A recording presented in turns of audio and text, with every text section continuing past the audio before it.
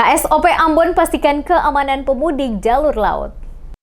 Kepala Kesyah Bandaraan dan Otoritas Pelabuhan Kelas 1 Ambon, Arif Mulyanto memastikan keamanan bagi pemudik yang menggunakan jalur laut, baik melalui Pelabuhan Yosudarso, Pelabuhan Siwabesi, dan Pelabuhan Slamet Riyadi. Guna memastikan kondisi kapal memenuhi unsur keselamatan jelang angkutan Lebaran 1444 Hijriah 2023, pihak yang melakukan uji kelayak lautan terhadap 32 kapal penumpang yang melayari wilayah Kepulauan Maluku. Dijelaskan beberapa aspek yang diperiksa dalam uji kelayak lautan ini, diantaranya pemeriksaan dokumen kapal dan sertifikasi awak kapal, pemeriksaan teknis kapal meliputi bagian dek dan bagian mesin, serta pemeriksaan alat-alat keselamatan berfungsi dengan baik seperti sekoci, inflatable life raft, life jacket, life buoy, serta pengujian pompa pemadam kebakaran.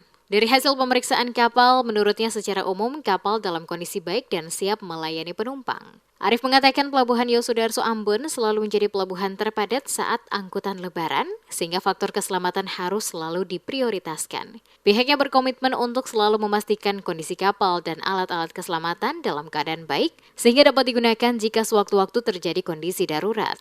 Terkait dengan arus mudik, Arif mengungkapkan hingga H-2 Lebaran 2023, keadaan pemudik jalur laut terbilang sesuai harapan dan tidak ditemukan tindakan kriminal. Menurutnya, hingga H-2 jumlah penduduk yang diberangkatkan dari Pelabuhan Yosudarso masih terbilang normal, sehingga pihak otoritas pelabuhan belum menerapkan dispensasi tambahan penumpang.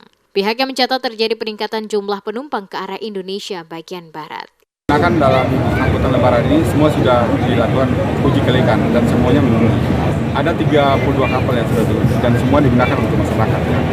Kami unsur-unsur terkait di pelabuhan selalu bersembunyi bersama supaya mengatur menata masyarakat yang lainnya tertib dan lancar.